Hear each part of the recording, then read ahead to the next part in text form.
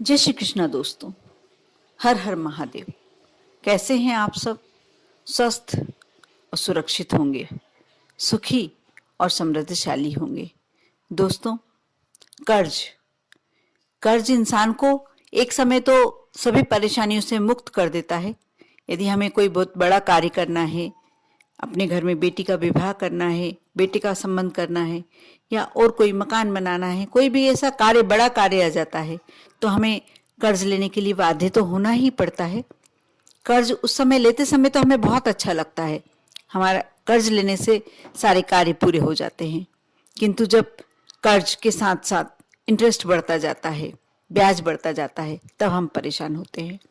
और कर्ज ऐसा है, जब लेते समय आसान लगता है, लेकिन जब हम मंथली उसकी पेमेंट करनी होती है, जब हमें उसे उसका ब्याज देना होता है, जब हमें बहुत मुश्किल हो जाती है। अनेक लोग ऐसे हैं, काफ़ी लोग ऐसे हैं जो कर्ज के साथ ही अपनी ज़िंदगी बिता रहे हैं, और उनकी सारी कमाई जो वो कमाते हैं कर्ज के ब्याज देने में ही उनकी पूरी हो जाती है। बहुत मुश्किल, कुछ समय बाद उन्हें उलझन सी महसूस होने लगती है। ऐसा लगता है कि क्या किया। और कर्ज के साथ जब लेने वाली रकम के साथ जब ब्याज प्लस होता जाता है, बढ़ता जाता है, तब बहुत मुश्किलें हो जाती हैं। बिल्कुल आसान नहीं होता। अपनी सारी कमाई जब हम किसी दूसरे को इंटरेस्ट के लिए दे देते हैं, बहुत मुश्किल होती है। कर्ज बहुत मुश्किल, एक परेशानी का सबब बन जाता है हमारे लिए। कर्ज एक ऐसी समस्या होती है, ऐसी उलझन होती है, जो हमारी पूरी जिंदगी को बुरी तरीके से उलझा कर रख देती है। यदि आपको भी जीवन में कोई कर्ज लेना पड़ा है, या भी आप लेने की सोच रहे हैं, होती है कभी कभी ऐसी परेशानियां सामने आ जाती हैं कि आपको कर्ज लेना ही पड़ता है। आप भी यदि लेने का सोच रहे हैं, तो किस दिन लेना चाहिए और किस दिन आप चुकाना चाहिए आपको एक कर्ज, ये सारी बातों का, और ऐसा क्या उपाय किया जाए जिससे यदि आपने कर्ज लेके रखा है तो आपका कर्ज जल्दी चुक जाए, आप यदि ये उपाय करते हैं तो। ये सारी बातें इस वीडियो के माध्यम से मैं आपको बताने वाली हूँ। आप इस वीडियो को शुरू से अंत तक अवश्य देखें, क्योंकि यह वीडियो एक बहुत बड़ी समस्या का हल बताने वाला है। जो कर्ज रूपी समस्या में यदि घिरा हुआ है, वह व्यक्ति के लिए ये वीडियो बहुत ही मायने रखता है। आप इस वीडियो को शुरू से अंत तक देखें। यदि अच्छा लगे तो आप लाइक करें। यदि कोई आपका रिलेटिव, आपका कोई परिचित इस समस्या से ग्रसित है, लग रहा है कि उसने कर्ज लेके रखा है और वो बहुत परेशान है, तो आप उसे शेयर करें। और यदि आप मेरे चैनल पर नए हैं, पहली बार मेरी आवाज़ सुन रहे हैं, तो आप इसे ज़रूर सब्सक्राइब करें, क्योंकि ऐसी बहुत सारी बातें जो आपके लिए, आपकी ज़िंदगी में आवश्यक हैं, आपको मैं इस वीडियो के माध्यम से बताती हूँ। और आपको सुनकर और यदि वह उपाय करते हैं तो अवश्य फ़ायदा होता है। आप सब्सक्राइब करें। दोस्तों, आप इस वीडियो में बताए गए उपाय को, यदि आप कर्ज की समस्या से ग्रसित हैं या धन संबंधी कोई प्रॉब्लम आपकी लाइफ में चल रही है, तो आप इन उपायों को अवश्य करके देखें, क्योंकि ये 100% आजमाए हुए उपाय हैं। जिनने भी इन उपायों को करा, धन की सारी समस्याएं उसके लाइफ से चली गई। आप अवश्य करके देखें, विश्वास के साथ और श्रद्धा के साथ, क्योंकि बिना विश्वास कुछ भी संभव नहीं होता। दोस्तों, आप यह विशेष ध्यान रखें, शनिवार को कभी भी किसी से कर्ज ना लें, क्योंकि शनिवार का दिन कहा जाता है बहुत धीमी गति चलने वाला दिन होता है। ये शनिवार का मतलब धीमी गति चलने वाला।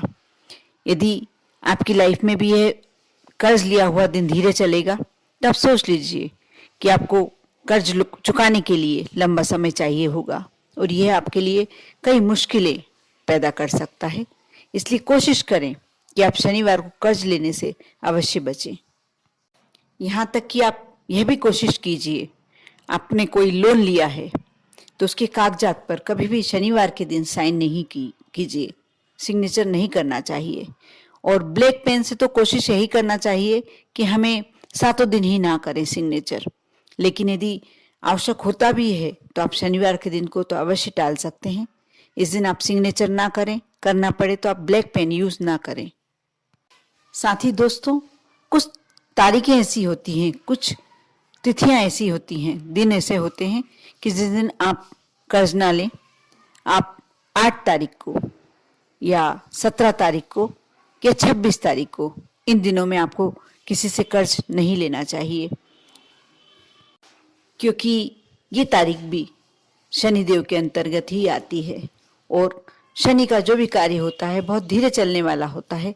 आपको मैं पहले भी बता चुकी हूँ कि यदि कर्ज आपने ले लिया और जो यदि धीमी गति से आप चुकाएंगे तो आपको नुकसान ज्यादा होगा। दोस्तों, आप कोशिश यही कीजिए कि आप सोमवार, बुधवार या शुक्रवार, इन तीनों दिन में कर्जा लें, क्योंकि ये तीनों दिन लक्ष्मी के माने जाते हैं और आप इन दिनों में किसी से कर्जा लेते हैं तो जल्दी आप इस कर्ज को चुका पाते हैं। साथ ही कोशिश करें मंगलवार को ना किसी को पैसा दें ना किसी से लें। कोशिश यही करना चाहिए, क्योंकि मंगलवार को पैसे का लेन देन करना अच्छा नहीं माना जाता। यदि आप मंगलवार को किसी को पैसा देते हैं तो उसे वापस लेने में थोड़ी मुश्किलें आ सकती हैं, और यदि आप किसी से कर्ज लेते हैं, पैसा लेते हैं, तो उसे चुकाने में आपको परेशानी आ सकती है। इसलिए कोशिश कीजिए, आप चाहें तो कर सकते हैं ऐसा कि सोमवार, बुधवार और शुक्रवार को पैसे का लेन देन ज़्यादा, कोशिश यही रखें आप कि इन दिनों में ही, तीनों दिनों में ही आप पैसे का लेन देन करें।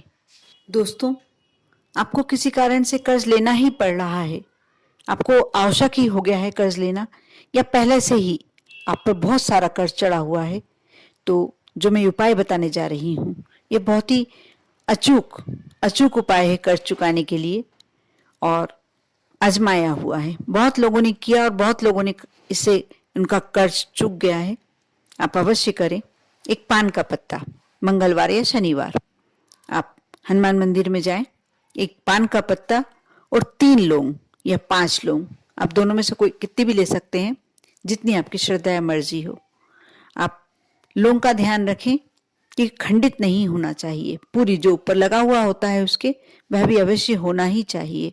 आप पान के पत्ते पर रखें, चिकनी सतह पर सीधे तरफ, और हनुमान जी के चरणों में समर्पित करें। आप सुबह स्नान के बाद ये कार्य करें। आप चरणों में समर्पित करें हनुमान जी के और विनती करें कि हे प्रभु, मैं कर्ज से बहुत बुरी तरीके से घिर गया हूँ, मेरी इस समस्या को आप ही समझें और आप ही मुक्ति दिलाएं। मैं आपसे विनती कर रहा हूँ, आप मेरी इस समस्या का अंत अवश्य करें। ऐसा करके आप विनती करें प्रभु के समक्ष। आप देखना, आप ध्यान रखें, लेकिन आपको ये कार्य करते समय पूरी श्रद्धा रखनी है, और जैसा बताया गया है वीडियो के माध्यम से आपको वैसा ही करना है। आपको पान के पत्ते पर सीधे तरफ 3 लौंग या 5 लौंग, अखंडित लौंग रखकर और हनुमान जी के चरणों में रखनी है और विनती करनी है। यह हो गया पहला उपाय। अब मैं आपको दूसरा उपाय बताने जा रही हूँ। आप ध्यान से सुने। आपको एक नारियल लेना है। नारियल कौन सा? सूखा वाला, जिसे गठ भी कहा जाता है, गोला भी कहा जाता है। आप एक सूखा नारियल किराने की दुकान से बुला लें, उसे थोड़ा सा हिस्सा ऊपर से काट लें, उसमें शक्कर, चीनी भर दें, पूरा आधे से ऊपर तक थोड़ा सा भर दें उसे। उसके बाद उसे वापस ढक्कन करके कवर कर दें। जो नारियल का हिस्सा ऊपर से काटा था उसी ही वापस आप ढक दें, और हल्का सा जो लाल कलावा होता है, पतला सा तार, उसे धीरे से उसे लपेट दें। अब आप शनिवार के दिन सुबह स्नान के बाद पीपल के वृक्ष के नीचे या बरगद के वृक्ष के नीचे, ऐसा कोई भी बड़ा वृक्ष हो सकता है, जरूरी नहीं कि पीपल या बरगद का ही हो, लेकिन हाँ, यदि ये होते हैं ये वाले वृक्ष के नीचे आप करते हैं तो श्रेष्ठ होता है। आप पीपल के वृक्ष के नीचे या कोई बड़े वृक्ष के नीचे आप थोड़ी सी मिट्टी हटाकर उतना स्थान बना लें जिसमें ये नारियल का गोला आराम से रखा जाए, इजीली रखा जाए। उसे रखें, उसके ऊपर मिट्टी बिरका दें। इस तरीके से रखना है आपको कि वहाँ कुत्ता वगैरह ना आए उसे खाने। और ऐसा कहा जाता है, और ये बिल्कुल सच है, सत्य, कि जैसे जैसे चींटियां बढ़ती हैं, नारियल का गोला जब रखा जाता है उसमें चीनी होती है, तो चींटियां खाने आती ही हैं, और वृक्ष के नीचे वैसे भी चींटियां होती हैं। जैसे जैसे चींटियां बढ़ती हैं वैसे वैसे आपके यहाँ धन के आगमन के रास्ते खुलते जाते हैं। उतनी ही तेजी से आपके यहाँ धन आता है और आपकी कर्ज उतरने की संभावनाएं बढ़ जाती हैं। आप ऐसा करके देखें, करने के बाद आपको मालूम पड़ेगा कि हाँ, यह उपाय बिल्कुल सटीक उपाय है। इसे करने के बाद धन संबंधी समस्या आपके जीवन से एकदम समाप्त हो जाएगी।